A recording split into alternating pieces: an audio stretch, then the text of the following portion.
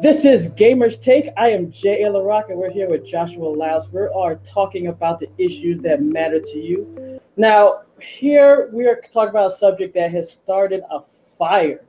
And I guess maybe that isn't something that should be considered, special in the gaming world. But we are talking about ESPN's commentator Colin Cowherds' comments about esports and should they even be considered a sport.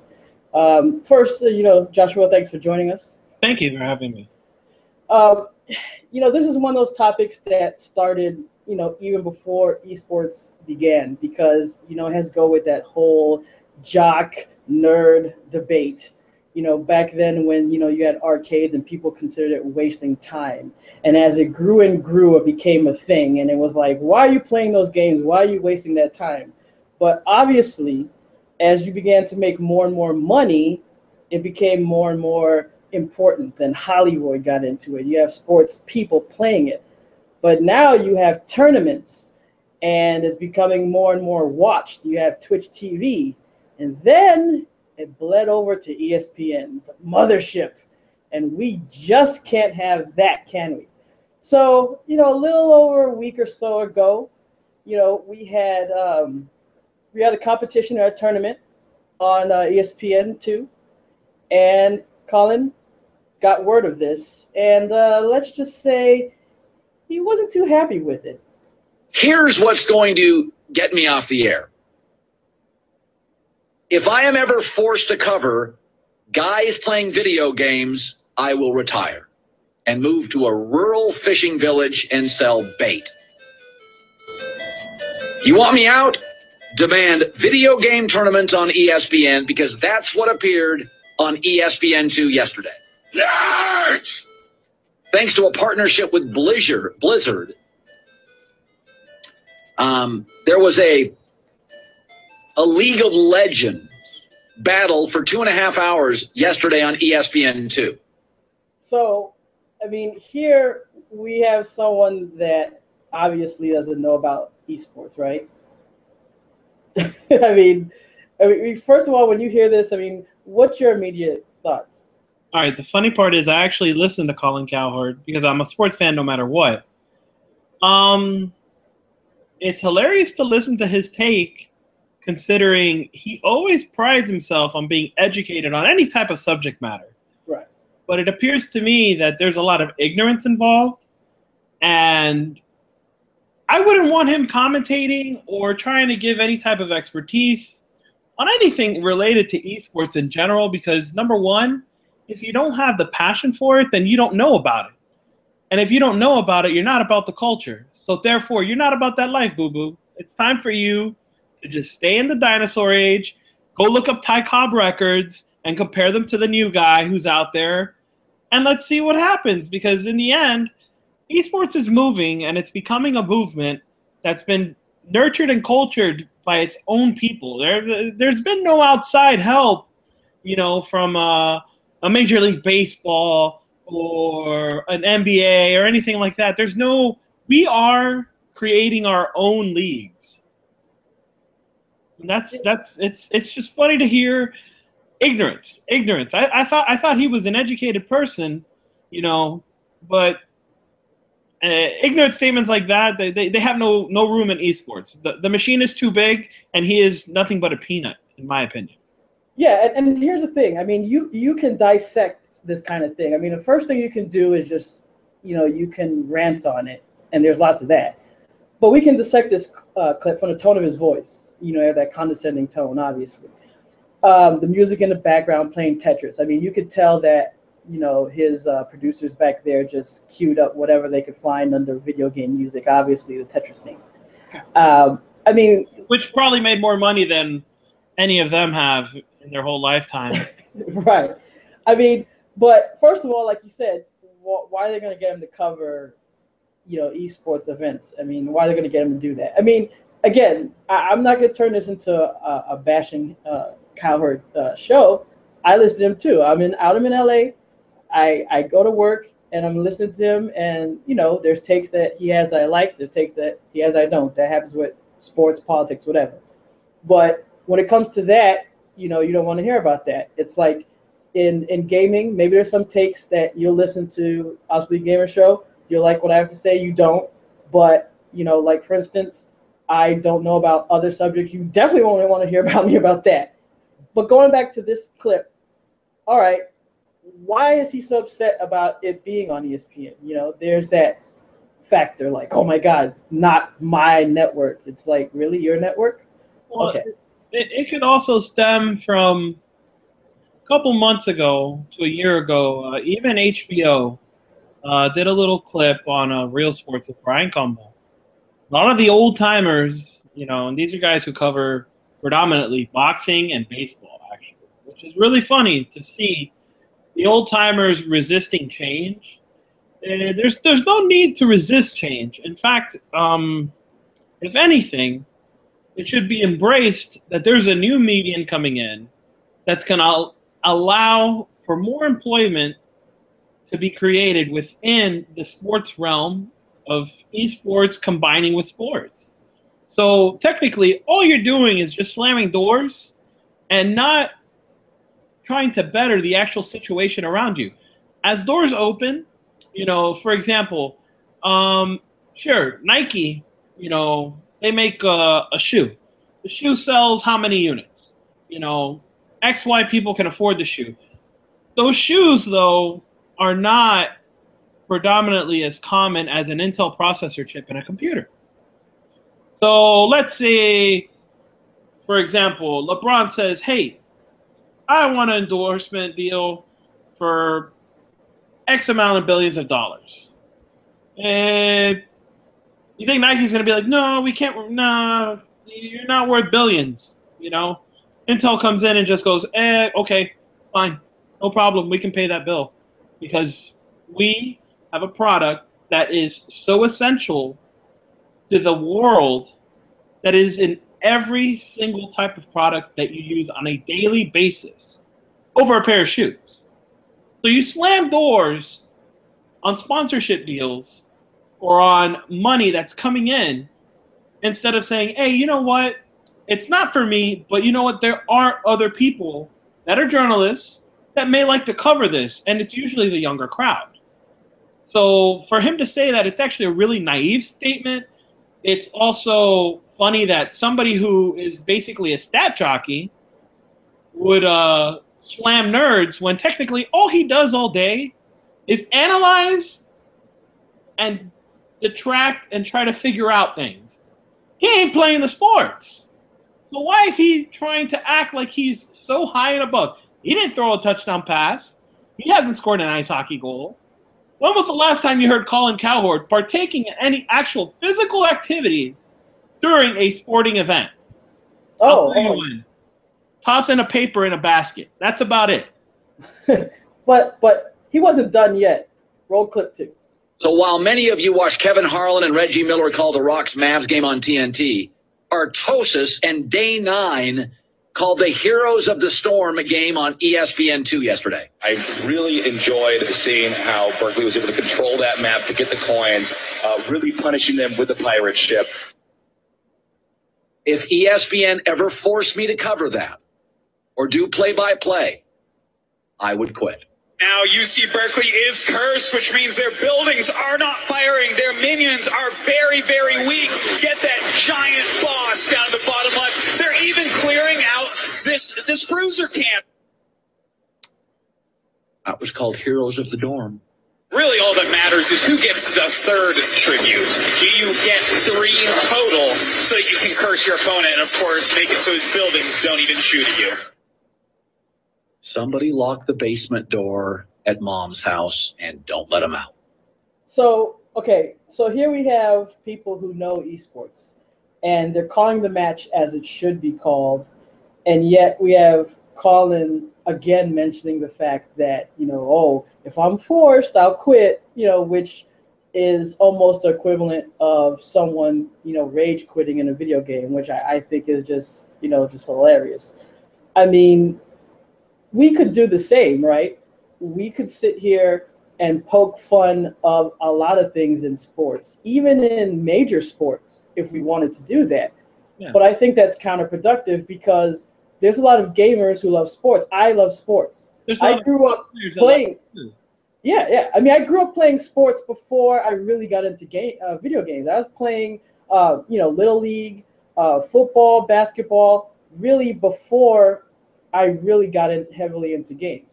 So I'm not going to sit here and all of a sudden start poking fun at sports, but I could.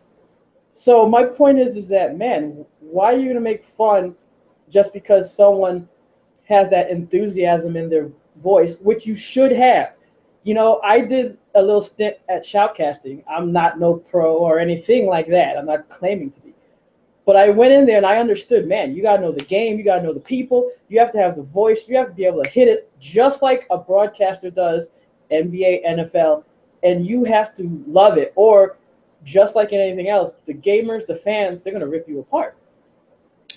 Well, the funny part is, for him to go ahead and to say all these things about the casting and all that, it's easy to poke fun and make negative comments about things you don't know.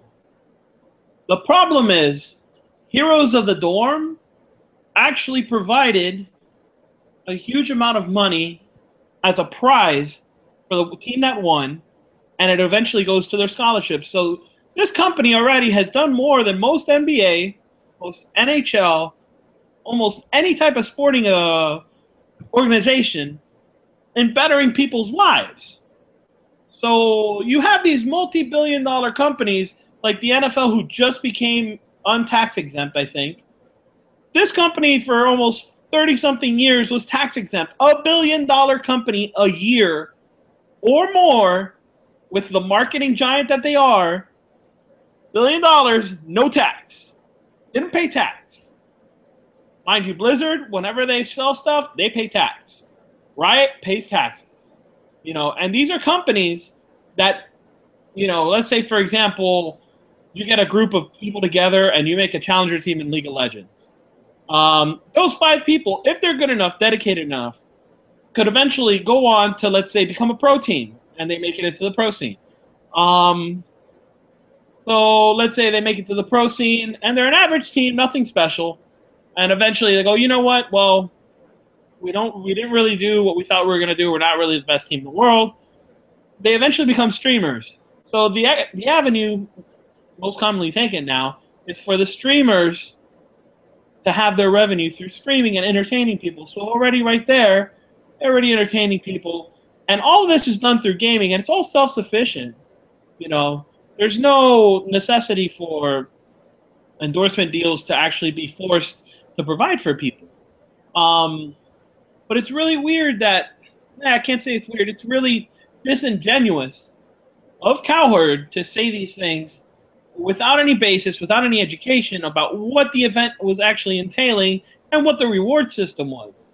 So you're bashing a company that makes millions of dollars a month trying to better people's lives through a game and using it as a medium to promote their game, but at the same time to help others benefit. I don't see the NBA doing that. I don't see the NFL doing that. What, the Play 60? Okay, you're helping kids. You know what? Last time I checked, I didn't see any Play 60 around here. That might happen once a month because the NFL and NBA players are all contracted out and obligated to do certain requirements, and the rest of the time they do whatever they need to do. I don't fault them for that. If I was Dwayne Wade, I'd rather be enjoying my millions. But for him to go ahead and to just poke fun and do those things, it shows the ignorance of him. He's very, very disingenuous in what he said. I feel it's wrong. It's doing a disservice, and I wouldn't want him to be a part of any type of esport. He doesn't need to cover my stuff. He can stay in the sports realm. That's what he's made for. That's who he is. If you don't want to be a part of something, nobody's going to force you to do it. And worse yet, he goes back again to this, attacking the gamer by using one of the oldest stereotypes, which is, at the end, lock the basement door, which goes back to the old, gamers hiding in the basement. Even though he has even attacked other sports fans for being the same thing. So it's like, really? And, he still wasn't done. because there's still one more clip. He must have been in the basement then. That's what I'm thinking. Yeah, he wasn't done though. One team goes for the top chest, the other team goes for the bottom chest, and everybody continues to play peacefully. I will quit this network if I am ever asked to cover that. And that is 2 heroes taken down by UC Berkeley. It's called Heroes of Dorm. And this is important because once you get that third one, they hit that level 10, get that heroic ability. They are going to be the aggressors. Okay, I tagged out at Harry Potter. I tagged out at Harry Potter. And the hinterland blast was about 20 milliseconds too early. This is the equivalent of trying to slam dunk before you have control of the basketball. It doesn't pan out very well. And that was the moment that immediately UC Berkeley capitalized on and continued to tip the game back to their favor. I tolerated Donkey Kong. Okay. I'll tell you that that was the equivalent of there, not the Hilderland, of me putting a gun in my mouth and having to listen to that. Oy, oy, oy. I mean that is the equivalent of nobody forced him to listen to it. Yeah, I mean that's I mean he chose to. He's a 50-year-old guy, and he often makes fun of his own self for sounding like the 50-year-old guy. And in that case, I mean, he just sounded like the ignorant 50-year-old guy. I mean, there's things that I don't like, but I think that you should, as you get older, you kind of learn that, man, if you don't want to be a jerk, even though he kind of prides himself on being the jerk, that you say to yourself, man, I'm not going to just go around attacking stuff all the time, unless maybe my thing is I just want people to come in and attack me so that I can say, hey, look, all these people attacked me, congratulations. I mean, you know, he says he tolerates, you know, Donkey Kong, and then he also, I think it's great because it is pandering to the audience, which, you know, it's his job, so I get it. He says, you're watching NBA while these people were watching League of Legends and, you know, and esports games and all that. And so I could definitely see where the people who want to feel better about themselves because they were watching sports are like, haha, yes, I'm watching the NBA. I'm manly man. You were watching video games. You're not. Even though they probably are playing some kind of games or they're buying games for their kids. It's just a weird disconnect because it's in your world. It's not going away. It's only going to get bigger. So why are you fighting it in this manner? Like, what's the point? Whenever you don't understand something, and it's the human reaction, since you don't understand it, you attack it. You lash out at it. You try to discredit it as much as possible, I guess you could say. Problem is with Cowherd, instead of using his medium to actually provoke a thoughtful and, you know, well-designed discussion, he's more interested in just trying to be a Howard Stern and be a shock jock.